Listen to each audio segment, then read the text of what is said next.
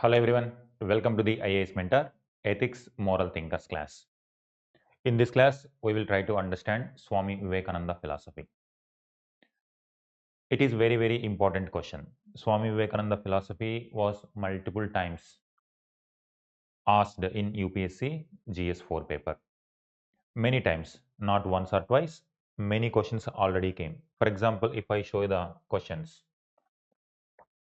these are various questions that were asked. Identify this one. Learn everything. Learn everything that is good from others, but bring it in and in your own way absorb it. Do not become others. Another one, do not hate anybody because that hatred that comes out from you must in the long run come back to you. The questions itself give some kind of idea that what kind of philosophy Swami Vivekananda was trying to explain. Every work has got to pass through hundreds of difficulties before succeeding. Condemn none. If you can stretch out a helping hand, do so. If not, hold your hands, bless your brothers, and let them go their own way. The strength of a society is not in its laws, but in the morality of its people. So, one of the biggest contributions of Swami Vivekananda was to fill Indians with a strong sense of self-confidence and also striving to become moral human beings. He is the one who gave a practical approach to religion and the materialistic life. He wanted both materialistic life as well as a religious spiritual life should flourish. He did not condemn materialistic life and he only wanted religious life. His philosophy is not like that. And some people condemned religion altogether and wanted materialistic life. Because during the time period of Swami Vivekananda, he was active during 1880s, 1890s, early 1900s. During that time period, India was occupied by British, India was a colony, and Indians were getting exploited. As a result, lot of Indians were living in poverty. Many famines used to come, millions of people used to die, diseases everywhere. Once the diseases come, millions of people used to perish. On the other hand, some Indians who were enjoying luxurious life with the support of the British and they were holding a lot of wealth. They were enjoying the land, they were enjoying the wealth, they were controlling the trading activities. Some people entered into administration also. They were enjoying wealth, whereas millions of people were living in poverty. And on top of both Indians, whether rich or poor, on top of Indians, Britishers were sitting, and the lifestyle of British even more luxurious, more lavish. They used to live in ultra lavish life, huge estates. Indians were not allowed to enter into those areas, separate white towns, and Indians should not enter there. Only those who are supposed to work under British, they should go there, work there, whatever they give, take and come back. This kind of subjugation, this kind of slavery kind of life, he tried to bring confidence among Indians that every human being is equal. Do not treat yourself as inferiors. Do not become slaves of someone. For that, first you have to respect yourself, then only you will stop being slave to others. That is why even Subhash Chandra Bose also honor Swami Vivekananda with great respect that he, because of his ideology, nationalism became very strong in Bengal region. He belongs to Bengal region. He was active during 1880s, 1890s, early 1900s. But he died at a very young age, but his impact was tremendous. Just this is the situation. Then only we can understand why, in which context he is giving his philosophy. Everywhere, let me write, everywhere in India, poverty, Poor people, poor versus rich. When it comes to rich, lavish life, and even they are suffering. Even poor people are suffering, and rich, no care towards them, and if possible, exploit them. And when it comes to British and Indian racial discrimination, to identify what kind of society he is living in, why, from which context his philosophy is emerging. Racial discrimination, no equality. Within India, between castes, no equality. Between British and Indians, because of racial discrimination, no equality. Untouchability, untouchability. Now, when it comes to this, when it comes to religion, Christianity, Christian missionaries were very active. Now, Britishers were ruling the country. Christian missionaries were very aggressive in nature and they want to spread their ideology. In order to highlight the positives of Christianity, they used to condemn evils that are prevalent in Islam and Hinduism. Hinduism and Islam. That means even though all religions talk about brotherhood, whether Christianity, Islam, Hinduism, they all talk about brotherhood. But in reality, the same intense or deeply followers of any religion are not feeling this kind of brotherhood towards other religions. That is why. So, when it comes to universal values, all are equal, all are children of God. Every religion says, but when it comes to the practice, everyone wants to prove the conservative elements in Christianity, Islam, Hinduism. They want to prove that their religion's version is bigger, their religious version is true. That is where debates over the greatness of which religion, and sometimes it is even leading to communal tensions also. You can say this is with respect to the kind of atmosphere. And when it comes to particularly Hinduism, superstitions, superstitions, if people are suffering, if people are suffering, Hinduism try to give a solution which is not practical in nature, rather afterlife in nature. After death, soul, sins, karma, previous births. So when it comes to the reasons, Hinduism, conservative Hinduism talks about if someone is suffering in this life, that means in the previous birth they have committed some sins. That's why they are condemned to suffer in this life. The solution they are not giving for this suffering, that proper administration. When it comes to rich should share their riches with the poor people, donations, sharing with the fellow Indians, fellow brothers and sisters. Suppose in a family, if someone is enjoying, other person is suffering, naturally, the person who is having wealth gives and nurture the other person. But in a country, if some people are enjoying, some people are suffering, means those who are possessing some resources are not sharing this kind of brotherhood feeling.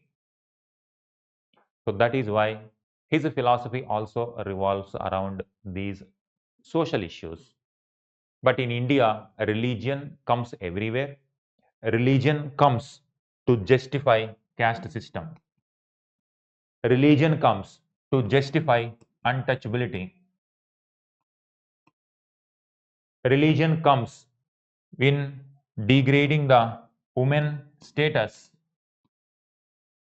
Religion comes in keeping the woman out of public life and behind the curtain. Religion comes in justifying child marriages. Religion comes in justifying sati, widows, widowhood, not treating properly widows, degrading position. Religion comes in justifying slavery. Could you see this? This is how. And religion comes even to kill people also for the sake of protecting the religion. So religion is used for, and what are all these? These are all social evils. That is why religion is everywhere from morning to bed. That is where Swami Vivekananda is giving a practical solution to all of them. And his philosophy is to respect everyone. Ideas are different, but different paths leading to same goal, same destination, reaching the God. His guru, Ramakrishna Paramahams, under the influence of Ramakrishna Paramahams, Swami Vivekananda continues or take the ideas of Ramakrishna Paramahams to the next level, to the international level. In USA, in 1893, when Old Religions Congress was held in Chicago, he represented from India and his speech got great attention because instead of criticizing the other religions, he only tried to highlight what is positive in every idea. Every idea developed by humans, every idea is developed by human beings, and every idea must be used for uplifting every humankind. So his philosophy, what is called Advaita or Vedanta philosophy, Neo-Hinduism or Vedanta, Advaita Vedanta, he says, according to Advaita Vedanta, there is no two things. Everything comes from one single entity. Advaita. Dvaita means two. Advaita means no dual. No dual.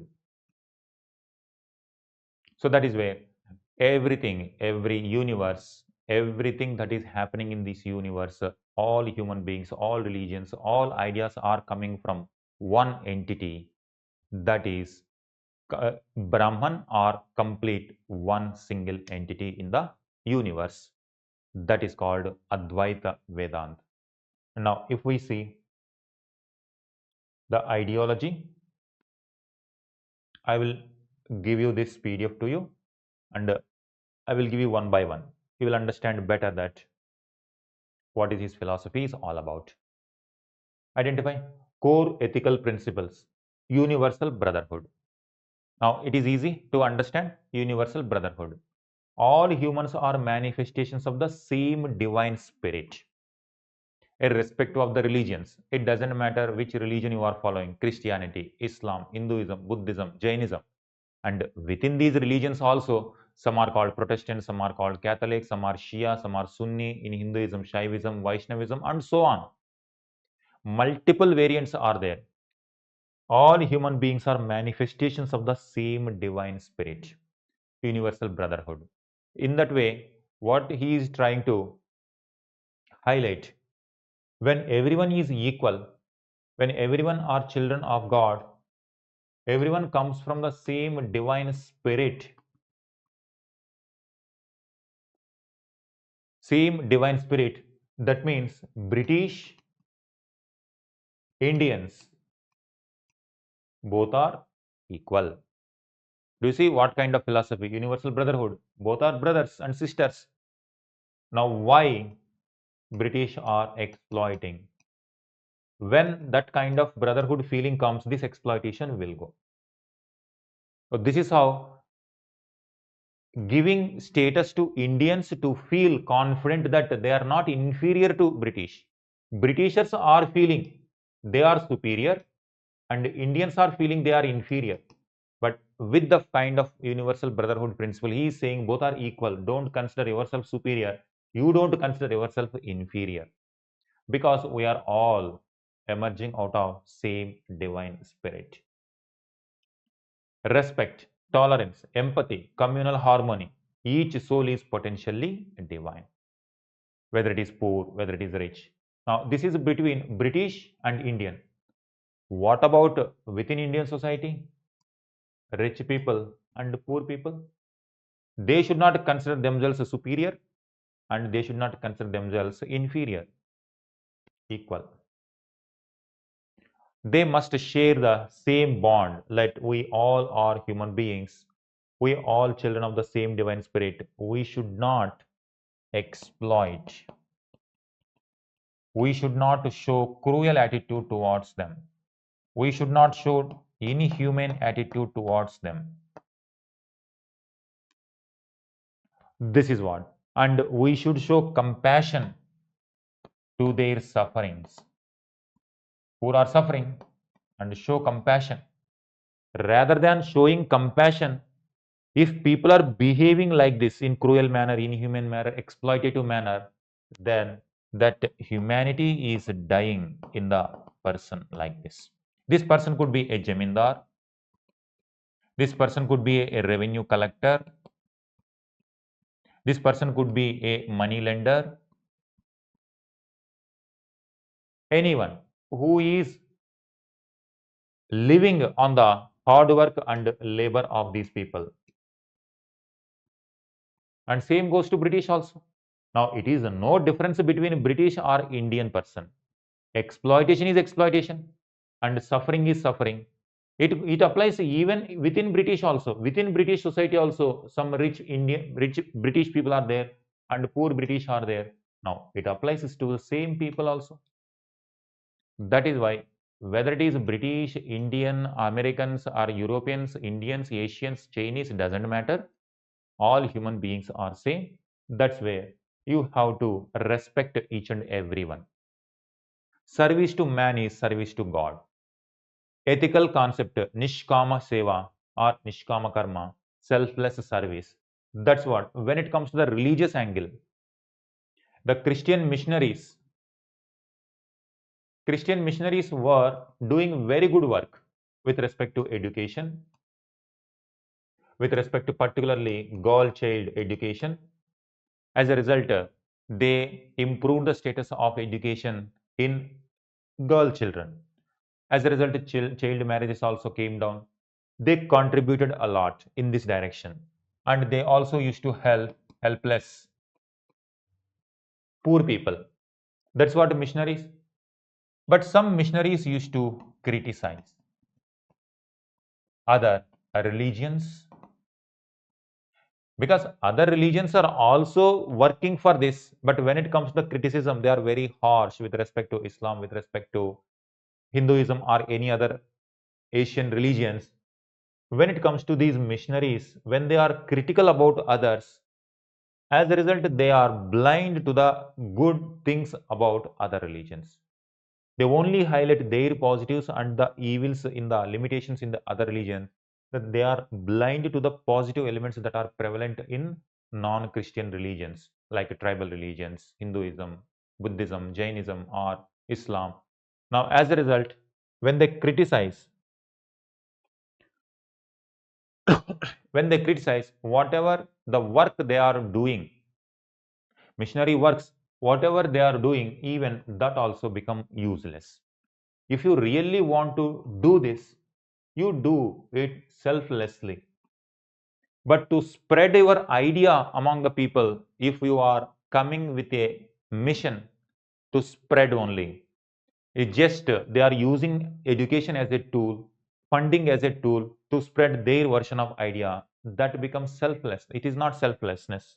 That is what. Same goes to Islam spread also, Hinduism spread also, wherever.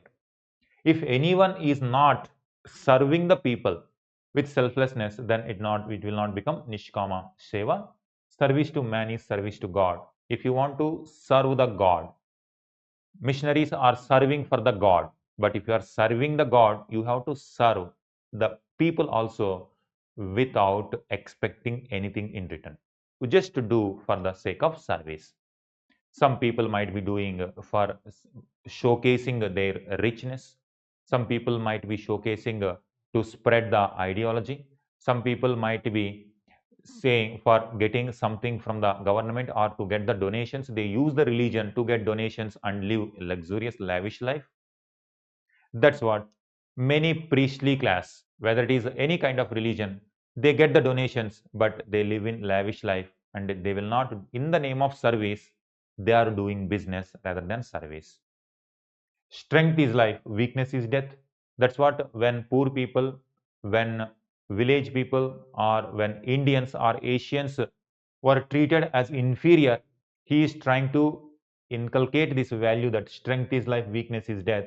Do not think yourself as weak. Always think positively, be very strong. That itself make you very strong. He links moral courage, physical strength, and mental strength. Overcoming fear, moral responsibility, duty based actions. So, strength, and it even is very much applied even for every person in today's context, also, like for student life.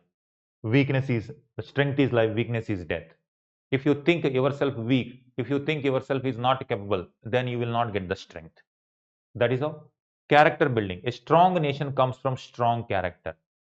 That's what when rich people, jamindars, revenue collectors, money lenders, upper caste, priestly class, when they are not treating fellow Indians equally, and that means they are not inculcating ethical character in their mind. They always see other people are inferior to them and they want to live a comfortable life. And with that kind of mindset, a nation cannot be built. If Indians were divided like that, and Britishers were coming and saying that they are even more superior than these, and that is how they were able to rule for 200 years. A nation cannot be built without character. A strong nation comes from strong character. Honesty, truthfulness, self discipline, purity of motives are essential. That is why, even in the present day context, character building means in bureaucracy, honesty, integrity, not being corrupt. These are the moral values. If those kind of characters are built, then automatically India is going to become very strong. You cannot believe in God until you believe in yourself. That is how. Next, education as a manifestation of perfection. He always say that the Advaita Vedantic philosophy, whatever religious education is there, it should not be restricted only to the upper elite class. Generally, historically, traditionally, Vedas are considered as supreme and they were not allowed to be given to other people. As a result, many people were not in a position to know what the good elements of Advaita philosophy, do not know what is a good element of Upanishads. When it comes to Swami Vivekananda, he is saying education is very important and it must be accessible to everyone. Whether it is English education, whether it is Indian education, it must be given access to everyone. Then only everyone will have a chance to know what is truth, what is not correct, and what is moral, what is immoral. As a result, it will build a strong nation. Education as manifestation of perfection, it build character, increase strength, promote self-confidence. If Indians only not giving education to Indians, then how can we expect something from other, that is British? They came here to for their benefit, not to benefit Indians. That is why we have to provide education to everyone. Education as a manifestation of perfection, ethical relevance, values inculcation, moral learning, attitude formation comes from the education. It must be given to everyone. That education must be moral education. Next, practical Vedanta applying spiritual values to daily life, links to integrity, compassion, duty, emotional intelligence, Nishkama karma, Advaita philosophy, seeing everyone, every poor person is manifestation of the God. If you want to really serve the God, if you serve the poor person, that means you are serving the God. No matter how many rituals you do, no matter how many sacrifices you do, it is not going to help if other people in front of you are suffering. That is what selfless practical Vedanta. He is giving a practical shape to the religious philosophy that serving the God, you can do service to the God by serving the poor people. So at that particular point of time, India needs people who can share their resources to uplift the poor people, remove the diseases, build a strong nation with a strong education, so that India also will improve standard of living with science, with education. That's what he is trying to give practical Vedanta. Fearlessness. People are feared. Britishers were using force and they are bringing different ideologies like uncivilized people. British came here to civilize Indians, to uplift Indians, and Indians were living in fear of the British force. That's what he is trying to inculcate. Fearlessness is the foundation of ethical behavior. If someone wants to say racial discrimination is incorrect, someone must stand in front of the British and say it. But if fear is there, people cannot stand and they say, that's what this kind of people, along with Swami Vivekananda, many such people were there. Because of their effort, a new generation of leaders are going to emerge. They are going to fight against British exploitation. Vivekananda's ideas and their application: public service, integrity, honesty. He talks about a character building. This is very, very crucial when it comes to bureaucracy. Foundation of integrity. Truth can be stated in 1,000 different ways, yet each one can be true. Encourages civil servants to uphold truth despite pressure. Civil servants wants to be honest, but they may get pressure from different quarters. Despite that, if they have strong character, fearlessness in their character, then automatically they are going to withstand this pressure. Empathy and compassion, universal brotherhood, treat everyone with dignity. In the present day context, now India is a country where many tribals are there. Still, untouchability is practiced in some remote areas. Caste system is still reality of the country. Women still suffering from the conservative elements. Upper caste, lower caste, sometimes caste conflicts, sometimes religion conflicts. Communal violence is taking place. These are the realities even today also. That's what Indians should develop empathy and compassion so that people see all religions same, all caste same, all tribal and mainstream same, women and men, transgender, all are same. Then only people will not behave cruelly towards others, rather, they see everywhere brotherhood and equality. Improve citizen centric governance and inclusive policy making. This applies even for the bureaucracy also. Bureaucrats who enjoy power, they are not seeing themselves as servants to the people, rather they are masters of the people. If they see that kind of attitude, then they cannot do the service delivery properly. That elitism grows, whether it comes to politicians or bureaucrats who are enjoying that power for very long. They will not connect with the common people. The positions are there to serve the people. If that kind of character is not there, then people enjoy the elitism, people enjoy the power and status in the society, but not, they will not use that power and status for the upliftment of the poor people. Service orientation, serve the poor, serve the God, support values of public service, social justice, upliftment of the vulnerable sections of the people. And it's everywhere. During that time period, British elitism, now Indian elitism, it is applying same. That time he is trying to give a call that if you are a British officer or Indian officer, serve the poor. And the same applies even today also. Today, India is a sovereign country. Indians only living, Indians only ruling. But again, why still Indians are in poor condition? When he was living, people can blame British policies, but whom we have to blame? It is not British or Indian. It is about this character building that important. Courage and moral leadership, tolerance and communal harmony, attitude formation. Could you see? These are all relevant even today also, and whatever he was saying that time were relevant at that particular point of time as well. Some of the quotes: each soul is potentially divine, service to man is service to God, strength is life, weakness is death, arise, awake and stop not till the goal is reached, education is the manifestation of the perfection already in man. So he is giving philosophy which is applicable to each and every day. He is talking about education. It must be given to all. That education must be moral in nature so that exploitation will not take place. Whatever exploitation that he was seeing in his point of time, at his point of time, that kind of exploitation will not be there if education is given to all, and that education also includes moral education, and also he also wanted scientific education also to be given to people. Then only people will not rigidly believe or blindly believe in untouchability or women discrimination. He is also used to say that when women were oppressed, that will not help the country. If a bird has to fly, two wings have to be there. Both men and women must be equally treated. Otherwise, a bird cannot fly. That means a country will not grow. In that way, he talks about rural people, he talks about poor people, he talks about women, he talks about untouchables, he talks about the uh, attitude of the elites, which is not going to help the country. And he wanted a strong nation where everyone feels self-respected and everyone feels self-confident. That kind of character he wanted to build in his countrymen at that point of time. In fact, that motivated a lot of people. A generation was grown up with that kind of atmosphere. That's what even Subhash Chandra Bose also respects Swami Vivekananda a lot. This kind of philosophy he was giving when he was asked to give a speech in Chicago in 1893. And for that speech, he was talking about all values. He is talking about good values in everywhere.